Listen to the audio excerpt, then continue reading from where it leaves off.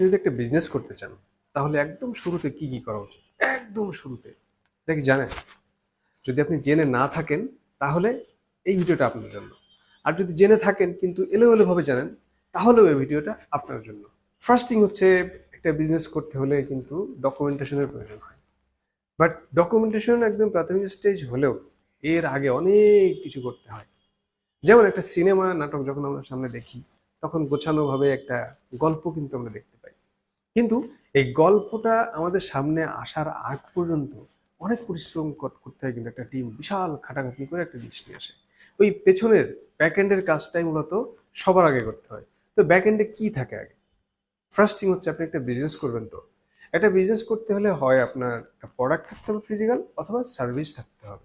Product অথবা service, তো আপনাকে আগে সিদ্ধান্তে আসতে হবে আপনি যে জিনিসটা নিয়ে বিজনেস করতে যাচ্ছেন সেটা কি কোনো প্রোডাক্ট নাকি সার্ভিস, নাকি আপনি জানেনই না যে আপনি কি নিয়ে বিজনেস করবেন। তো ফার্স্ট থিং এটা এখন আপনাকে ডিটারমাইন করতে হবে আপনি কি নিয়ে বিজনেস করবেন।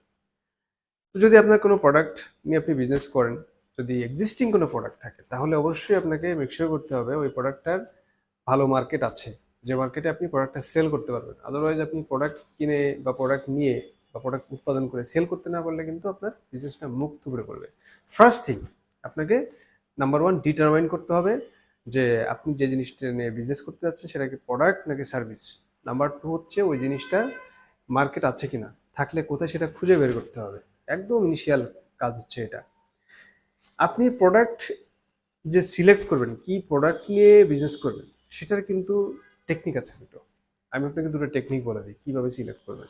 ফার্স্ট থিং হচ্ছে, এক্সিস্টিং মার্কেট আছে সেই প্রোডাক্ট আপনি নিতে পারেন। সে মার্কেট ধরার ক্যাপাসিটি আপনার থাকতে হবে। তো ওই প্রোডাক্ট যদি আপনি বেছে নেন, ওইটা একটা হতে পারে। আর একটা হচ্ছে, আপনি এক্সিস্টিং প্রোডাক্ট বাট আপনি রিসার্চ করে দেখেছেন যে ওইটাকে যদি আর একটু মডিফিকেশন করা যায় তাহলে ওইটার মার্কেটটা আর একটু বেটার হবে। মানে এক্সিস্টিং একটা প্রোডাক্টের যে মার্কেট আছে সেটা আপনি প্রপারলি ধরতে পারবেন না, ওটা অলরেডি স্যাচুরেটেড। বাট আপনি দেখলেন খেয়াল করে এই প্রোডাক্টটা যদি একটু মডিফাই করার করলে যে জিনিসটা আসবে, স্পেসিফিক কিছু মডিফিকেশন আনলে ওটা একটা মার্কেট আছে, তাহলে আপনি ওই মডিফিকেশনের দিকে যেতে পারেন। ওই প্ল্যান করতে পারেন যে আমি মডিফাই করে তারপর প্রোডাক্টটা বিক্রি করব। এটা হচ্ছে প্রোডাক্টের যে কি প্রোডাক্ট আপনি সিলেক্ট করবেন সেটা ডিটারমাইন করার যে পদ্ধতি, সেটা একটা পদ্ধতি বললাম, একটার এ অ্যান্ড বি বললাম। অ্যান্ড সেকেন্ড থিং হচ্ছে, আপনি আর একটা কাজ করতে পারেন, এটা কিছুটা টাফ বাট নট ইম্পসিবল। সেটা হচ্ছে, প্রোডাক্ট আপনি জানেন অলরেডি যে এই প্রোডাক্টটা আপনি ভালো, আপনি অলরেডি একটা প্রোডাক্ট ডেভেলপ করেছেন, করতে পারবেন, আপনার সেই ক্যাপাসিটি আছে একটা অথেন্টিক প্রোডাক্ট। আপনাকে ফার্স্ট, আপনি সার্ভিস নিয়ে বিজনেস করেন আর প্রোডাক্ট নিয়ে বিজনেস করেন, আপনাকে মেকশিওর করতে হবে আপনি অথেন্টিক প্রোডাক্ট নিয়ে বিজনেস করতে যাচ্ছেন। অথেন্টিসিটি না থাকলে আপনি সেল করতে পারবেন না ঠিক মতো, আপনি ব্র্যান্ড দাঁড় করাতে পারবেন না, ট্রাস্ট বিল্ড করতে পারবেন না।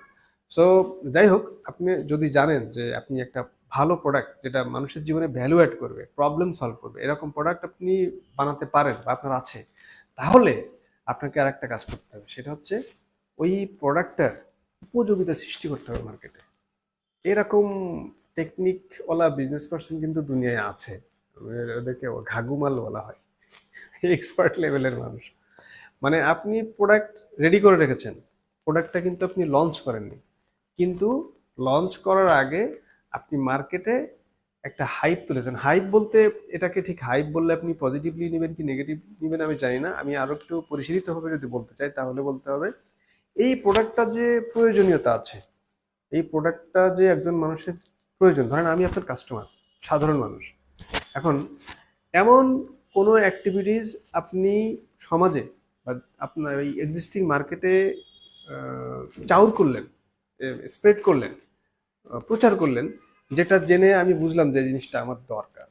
এইরকম একটা জিনিস হলে ভালো হতো। আমি কিন্তু জানি না প্রোডাক্টটা আপনার কাছে আছে বা এক্সিস্ট করে অলরেডি পৃথিবীতে, জাস্ট আমি ভাবছি যে এরকম একটা প্রোডাক্ট হলে ভালো হতো। আমি ভেবেছি কেন এর টুকটাক আমি ভাবছি, আবার হচ্ছে আপনিও রিসার্চ করে রিলেট করেছেন মানুষের এরকম একটা প্রোডাক্ট দরকার।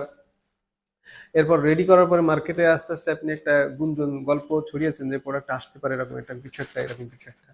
তাহলে কি হলো, আপনি ধরেন 1 বছর সময় নিয়ে মার্কেটে এরকম একটা আহ, অদৃশ্য রিলেশন তৈরি করলেন এই পোটেনশিয়াল কাস্টমারদের সাথে, যে এই প্রোডাক্টটা আসলে আমি কিনবো।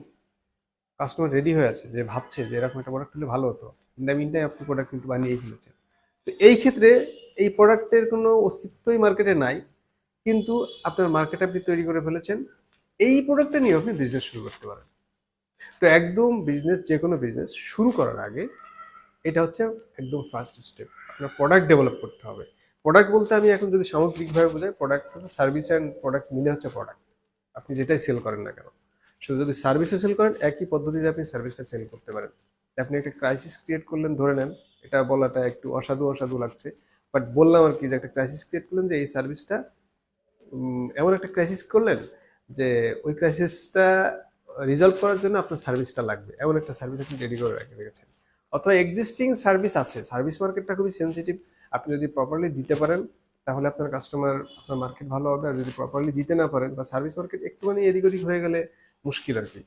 সো সার্ভিস মার্কেট হোক আর প্রোডাক্ট মার্কেট হোক, আপনাকে এই জিনিসটা আগে ডেভেলপ করতে হবে। একটা বিজনেসের ডকুমেন্টেশন বা অন্যান্য সব কিছুর আগে আপনাকে রেডি করতে হবে একটা অথেন্টিক প্রোডাক্ট বা সার্ভিস লাইন।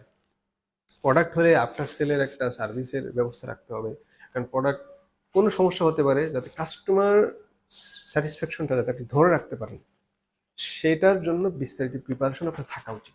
আদারওয়াইজ যদি আপনার কাস্টমার স্যাটিসফ্যাকশনই না থাকে, তাহলে আপনি দীর্ঘদিন, আপনি লং টাইম মার্কেটে সাস্টেইন করতে পারবেন না। তো আপনি যে বিজনেসটাই নামেন না কেন, ফার্স্ট থিং আপনার প্রোডাক্ট ডেভেলপ করতে হবে এবং মেক শিওর করতে হবে সেটা অথেন্টিক প্রোডাক্ট। এর পরে গিয়ে আপনি মার্কেট তো আপনি ঠিকই করে ফেললেন, কোন মার্কেটে সেল করবেন, ডকুমেন্টেশনে যেতে পারেন, একটা সুন্দর নাম সিলেক্ট করবেন, প্রপার যা যা ডকুমেন্টেশন দরকার সব ঠিক করবেন।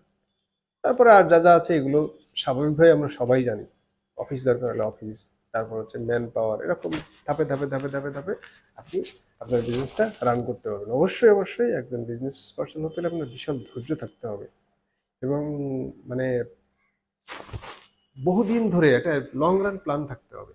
আজকে ইনভেস্ট করে বিজনেস শুরু করলাম, কালকে আমার মানে টাকা পানির মতো ঢুকতে থাকবে, এই প্ল্যান নিয়ে নামলে, আর তারপর হচ্ছে টাকা ইনভেস্ট করলাম, বিজনেস শুরু করলেই আমার প্রফিট হবে, কোনো ঝুঁকি নাই, এইসব কিন্তু চিন্তা ভাবনা করা যাবে না। ইউনো, আপনি এগুলো জানেন, আমি জানি। জাস্ট বিজনেসটা শুরু করার আগে একদম ইনিশিয়াল স্টেজ আপনার কি করা উচিত, আগেই ঝাঁপ না দিয়ে, ঝাঁপ দেওয়ার আগেই কি করা উচিত, সেই বিষয়টাই মূলত আজকের মূল উপজীব্য ছিল। তো আশা করি যারা এই বিষয় সম্পর্কে একটু এলোমেলো ছিলেন, আজকে ক্লিয়ার হতে পেরেছেন। বিজনেস শুরু করার আগে এই স্টেপগুলো অবশ্যই আপনাকে ফলো করতে হবে, তাহলে আপনার বিজনেসটার ভিত শক্ত হবে। হঠাৎ যে কোনো দমকা হয় আপনার বিজনেসটা পড়ে যাবে না। অন্ততপক্ষে আপনি একজন বিজনেস ওনার হিসেবে আপনার প্রোডাক্ট এবং সার্ভিসের ব্যাপারে আপনি খুব শক্ত ধারণা রাখেন, পরিষ্কার ধারণা রাখেন, এবং আপনি নিজেও এই সম্পর্কে একদম ক্রিস্টাল ক্লিয়ার, আপনার কনসেপ্ট ক্লিয়ার। আশা করি ভিডিওটা আপনার কাজে লাগবে, যদি লেগে থাকে তাহলে আমার খুব ভালো লাগবে। পরবর্তী কোনো ভিডিওতে আপনার সাথে আবার দেখা হয়ে যেতে পারে। ততদিন পর্যন্ত ভালো থাকবেন, সুস্থ থাকবেন এবং নিরাপদে থাকবেন।